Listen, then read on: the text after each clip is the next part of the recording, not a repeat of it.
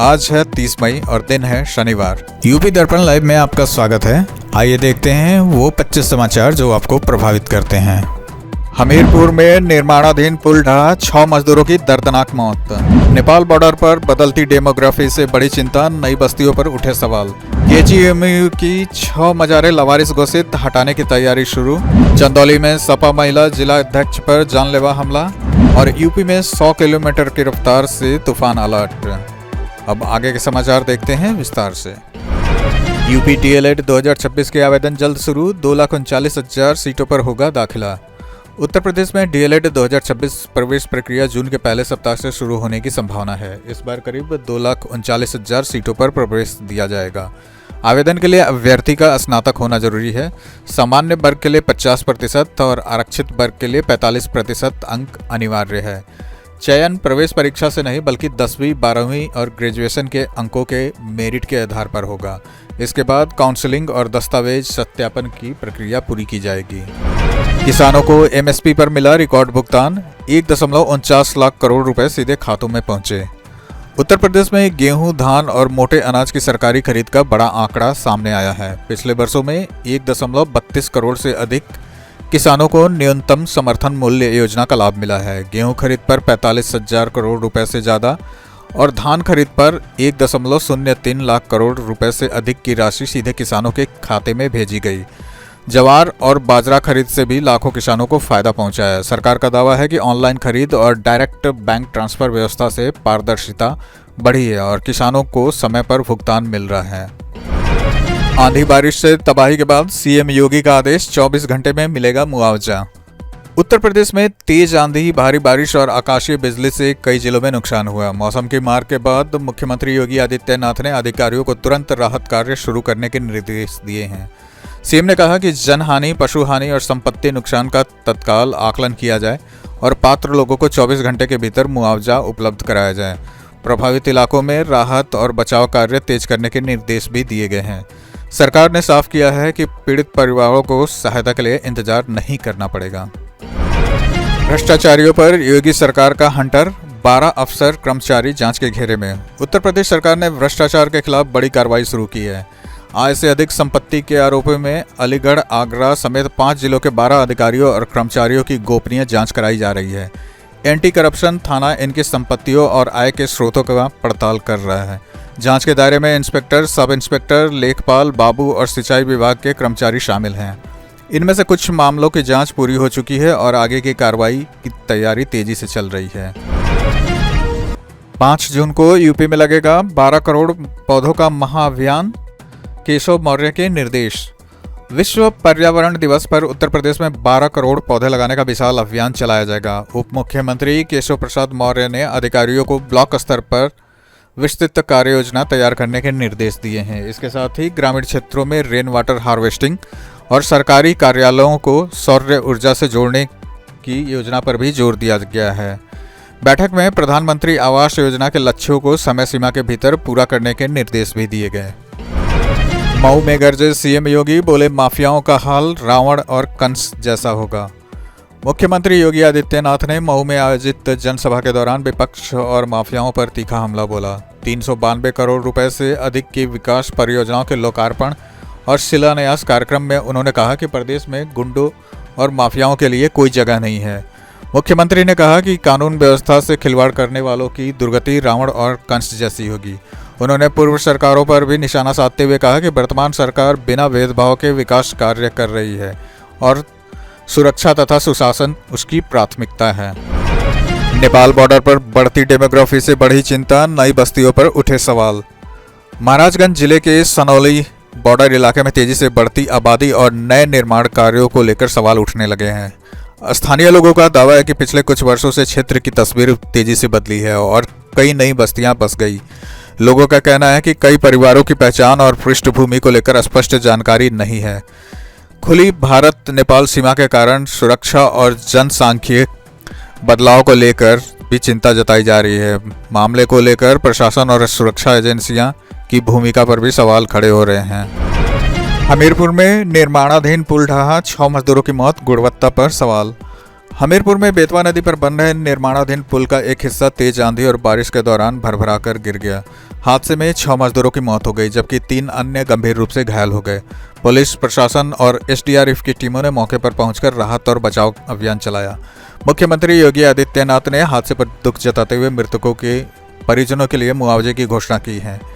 इतने बड़े निर्माण का अचानक ढह जाना सीधे तौर पर ठेकेदारों और कार्यदायी संस्था द्वारा बरती गई लापरवाही और निर्माण सामग्री की गुणवत्ता पर भी गंभीर सवाल खड़े कर रहा है। सीबीएसई की नई मूल्यांकन प्रणाली पर हाईकोर्ट सख्त, केंद्र और बोर्ड से मांगा जवाब। सीबीएसई की ऑन स्क्रीन मार्किंग प्रणाली को लेकर इलाहाबाद हाईकोर्ट की लखनऊ बेंच ने केंद्र सरकार और सीबीएसई से जवाब तलब किया है। याचिका में आरोप लगाया गया है कि नई मूल्यांकन प्रणाली में खामियों के कारण कई छात्रों के परिणाम प्रभावित हुए हैं। कोर्ट ने 4 सप्ताह के भीतर जवाब दाखिल करने के निर्देश दिए हैं।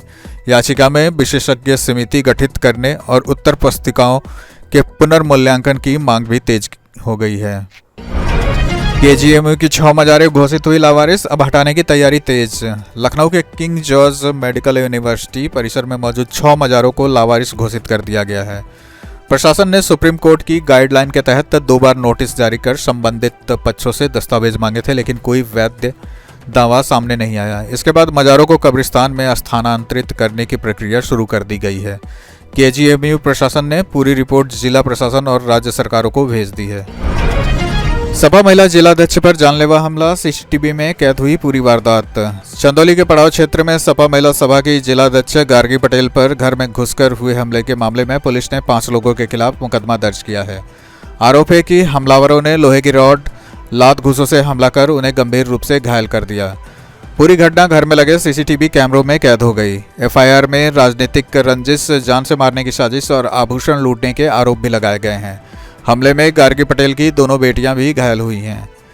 मंत्री ओम प्रकाश राजभर ने इस मामले को लेकर सपा नेतृत्व पर सवाल उठाए हैं। पूर्व सपा नेता नवाब सिंह और उनके भाई को 8 साल की सजा, कोर्ट का बड़ा फैसला। गैंगस्टर एक्ट से जुड़े मामले में कोर्ट ने पूर्व ब्लॉक प्रमुख नवाब सिंह और उनके भाई नीलू यादव को 8 साल की सजा सुनाई है। दोनों पर 10-10 लाख रुपए का जुर्माना भी लगाया गया है। विशेष न्यायाधीश की अदालत ने सुनवाई के बाद यह फैसला सुनाया। मामले में एक अन्य आरोपी पूजा तोमर को भी 6 साल की सजा और जुर्माना लगाया गया। फैसले के बाद सुरक्षा व्यवस्था कड़ी कर दी गई है। यह मामला लंबे समय से चर्चा में था। अब अदालत के निर्णय आने के बाद नया मोड़ आया है। देश का पहला गार्बेज फ्री सिटी बनेगा बनारस, 2 महीने में बदलेगी शहर की तस्वीर। प्रधानमंत्री नरेंद्र मोदी के संसदीय क्षेत्र वाराणसी को देश का पहला गार्बेज फ्री सिटी बनाने की तैयारी शुरू हो गई है। नगर निगम ने शहर के 27 कूड़ाघर बंद करने की योजना बनाई है, जिसे अगले 2 महीनों में पूरा करने का लक्ष्य रखा गया है। इसके बाद शहर में खुले कूड़े के ढेर दिखाई नहीं देंगे। साथ ही करसड़ा में बरसों से जमा 12.60 लाख टन कचरे का बायो माइनिंग तकनीक से निस्तारण किया जाएगा। खाली हुई जमीन पर मियावाकी तकनीक से घना वन विकसित किया जाएगा। नगर निगम इस परियोजना की लगातार निगरानी कर रहा है। 1 लाख का इनामी अपराधी एनकाउंटर में ढेर, मुठभेड़ में 2 पुलिसकर्मी भी घायल। सहारनपुर में पुलिस और बदमाशों के बीच हुई मुठभेड़ में 1 लाख रुपए का इनामी अपराधी एहसान मारा गया। पुलिस के अनुसार एहसान पर विभिन्न जिलों में कई गंभीर मुकदमे दर्ज थे। उसकी लंबे समय से तलाश की जा रही थी। मुठभेड़ के दौरान बदमाश को गोली लगी, जबकि एक इंस्पेक्टर और एक हेड कांस्टेबल भी घायल हो गए। दोनों पुलिसकर्मियों को अस्पताल में भर्ती कराया गया है। घटना के बाद इलाके में सुरक्षा बढ़ा दी गई है। गंगा एक्सप्रेसवे पर स्टंट केस में 4 रईसजादे गिरफ्तार, हाथ जोड़कर मांगी माफी। मेरठ के गंगा एक्सप्रेसवे पर थार और स्कॉर्पियो से खतरनाक स्टंट करने वाले 4 युवकों को पुलिस ने गिरफ्तार कर लिया है। आरोपियों ने एक्सप्रेसवे पर रॉन्ग साइड गाड़ियां दौड़ाई, रील बनाई और टोल कर्मचारियों से अभद्रता की। घटना का वीडियो वायरल होने के बाद पुलिस ने सीसीटीवी फुटेज के आधार पर कार्रवाई की। गिरफ्तारी के बाद आरोपी हाथ जोड़कर माफी मांगते नजर आए। पुलिस ने स्पष्ट किया कि सड़क सुरक्षा से खिलवाड़ करने वालों के खिलाफ सख्त कार्रवाई जारी रहेगी। उन्नाव में उल्फा का संदिग्ध मददगार गिरफ्तार, टेरर फंडिंग के आरोप। उन्नाव में पिछले कई वर्षों से रह रहे एक व्यक्ति को असम पुलिस ने गिरफ्तार किया है। आरोपी पर प्रतिबंधित उग्रवादी संगठन उल्फा के लिए टेरर फंडिंग और नेटवर्क मजबूत करने का आरोप है। जांच एजेंसियों को उस पर बांग्लादेशी होने का भी शक है। गिरफ्तारी के बाद स्थानीय प्रशासन और पुलिस क्षेत्र में बाहरी लोगों के सत्यापन अभियान को तेज कर दिया है।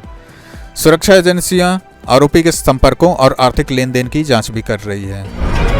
गौर सिटी में फिर लगी आग, एक साथ 12 एसी जलकर खाक, सुरक्षा पर सवाल। गाजियाबाद की गौर सिटी में एक बार फिर आग लगने की घटना ने लोगों की चिंता बढ़ा दी है। इस बार गौर बिजनेस पार्क की इमारत में आग लगी, जिसमें एक साथ 12 एयर कंडीशनर जलकर खाक हो गए। घटना का वीडियो सोशल मीडिया पर तेजी से वायरल हो रहा है। पिछले एक महीने में इलाके में आग लगने की ये दूसरी बड़ी घटना है। लगातार हो रही घटनाओं के बाद मेंटेनेंस व्यवस्था, फायर सेफ्टी सिस्टम और सुरक्षा मानकों को लेकर भी सवाल उठने लगे हैं। वाराणसी में कारोबारी हत्याकांड पर बवाल, प्रदर्शन से पहले शहर छावनी में तब्दील। वाराणसी के कारोबारी मनीष कुमार सिंह हत्याकांड को लेकर माहौल गर्मा गया है। मृतक की पत्नी अंकिता सिंह ने प्रदर्शन का ऐलान किया है, जिसके बाद प्रशासन पूरी तरह अलर्ट हो गया। जिला मुख्यालय और आसपास के क्षेत्रों में भारी पुलिस और अर्धसैनिक बल तैनात कर दिए गए हैं। कानून व्यवस्था बनाए रखने के लिए कई संगठनों के पदाधिकारियों को एहतियातन हाउस अरेस्ट भी किया गया। प्रशासन का कहना है कि शांति व्यवस्था बनाए रखना सर्वोच्च प्राथमिकता है। जेलों में महिला बंदियों के स्वास्थ्य पर फोकस, माहवारी स्वच्छता पर विशेष अभियान। उत्तर प्रदेश कारागार विभाग ने महिला बंदियों के स्वास्थ्य और सम्मान को लेकर नई पहल शुरू की है। माहवारी स्वच्छता दिवस के अवसर पर आयोजित राज्य स्तरीय कार्यक्रम में जेलों के भीतर स्वास्थ्य जागरूकता और स्वच्छता प्रबंधन पर चर्चा की गई। अधिकारियों ने कहा कि महिला बंदियों को बेहतर स्वास्थ्य सुविधाएं और गरिमापूर्ण वातावरण उपलब्ध कराना विभाग की प्राथमिकता है। कार्यक्रम में जेलों में माहवारी स्वच्छता से जुड़ी चुनौतियों को कम करने और संस्थागत सुधारों को आगे बढ़ाने पर जोर दिया गया। जून से महंगी हो सकती है हवाई यात्रा, 250 घरेलू उड़ानें रोजाना होंगी कम। देश की प्रमुख airlines Indigo, air India and air India express ने जून से घरेलू उड़ानों में बड़ी कटौती का फैसला किया है। बढ़ती ईंधन लागत और मांग में कमी को देखते हुए तीनों कंपनियां मिलकर रोजाना 250 उड़ानें कम करेंगी। एयर इंडिया अपनी घरेलू उड़ानों में करीब 22% कटौती करेगी, जबकि इंडिगो भी क्षमता में कमी लाएगी।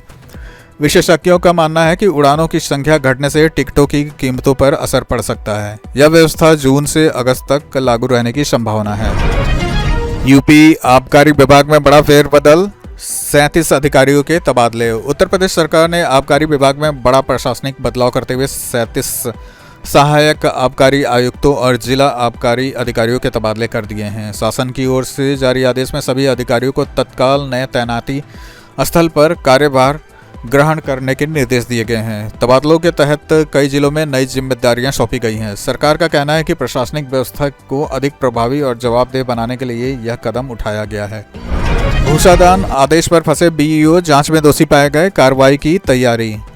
बरेली में शिक्षकों से अनिवार्य रूप से भूसादान कराने के विवादित आदेश पर बड़ा मोड़ आ गया है। नवाबगंज के खंड शिक्षा अधिकारी सत्यदेव द्वारा जारी आदेश की जांच में उन्हें प्रथम दृष्टया दोषी पाया गया है।